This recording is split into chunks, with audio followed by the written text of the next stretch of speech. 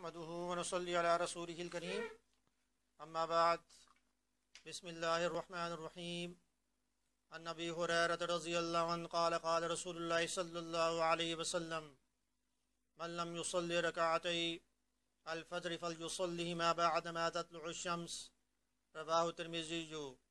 ابو ہریرہ رضی اللہ عنہ سے مروی ہے کہ نبی اکرم صلی اللہ علیہ وسلم نے فرمایا کہ جس کی فجر کی 2 سنتیں قضا ہو جائیں پس سورج طلوع ہونے کے بعد ان کو پڑھ لے۔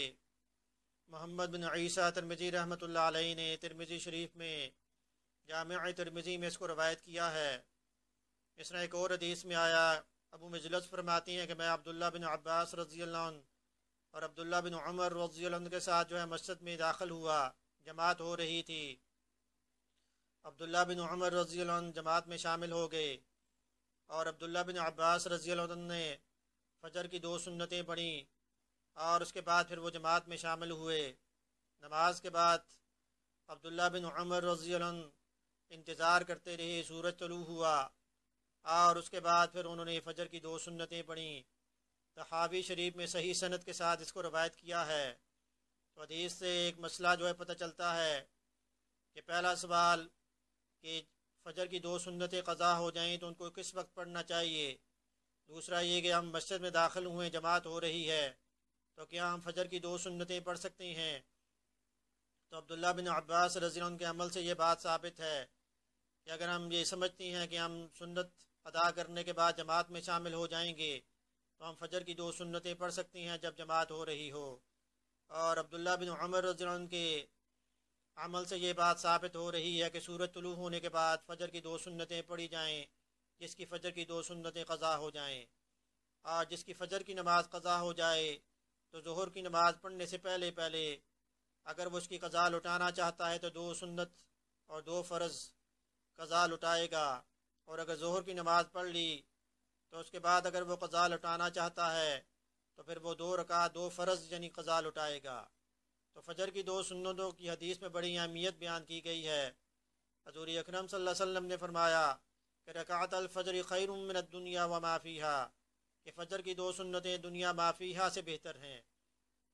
اور ایک اور حدیث میں آیا، حضور اکرم صلی اللہ علیہ وسلم نے فرمایا کہ اگر تم گھوڑے کی پشت پر ہو یعنی تم سفر کر رہے ہو پھر بھی تم فجر کی 2 سنتیں نہ چھوڑنا۔ تو فجر کی 2 سنتیں ہوں یا کوئی بھی مسئلہ ہو، اس کو پوچھنے کے بعد، معلوم کرنے کے بعد اس پر عمل کرنا چاہیے، کیونکہ حدیث میں یہ بات آتی ہے کہ اللہ پاک جب بھی کسی کی بھلائی کا ارادہ کرتے ہیں تو اسے دین کی سمجھ بوجھ عطا کرتے ہیں۔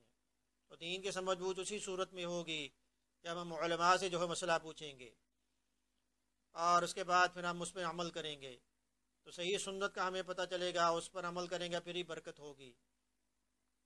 تو عمل سے زندگی بنتی ہے، جنت بھی جہنم بھی، یہ خاکی اپنی فطرت میں نہ نوری ہے نہ ناری۔ اللہ پاک عمل کی توفیق عطا فرمائیں۔ ویڈیو سننے کے بعد آپ اس کو شیئر بھی کریں تاکہ یہ آپ کے لیے صدقہ جاریہ بن جائے، اور ہمارے اندر بھی دین سیکھنے کی تڑپ ہونی چاہیے۔ قرآن حدیث کا علم ہمارے پاس کیسے آ جائے جب ہم اس کے لیے محنت کریں گے، کیونکہ دنیاوی تعلیم کے لیے تو ہم بڑی محنت کرتے ہیں، تو دینی تعلیم کے لیے بھی ہمیں محنت کرنی چاہیے، کیونکہ یہ اللہ کا نصاب ہے۔ اور اگر غلط مسئلے پر ہمیں مسئلہ معلوم نہیں ہوگا، ہم اس کو وہ اسی طرح اس پر عمل کریں گے تو پھر اس طرح بجائے اس کے ثواب ہونا اس سے پر گناہ ہوگا۔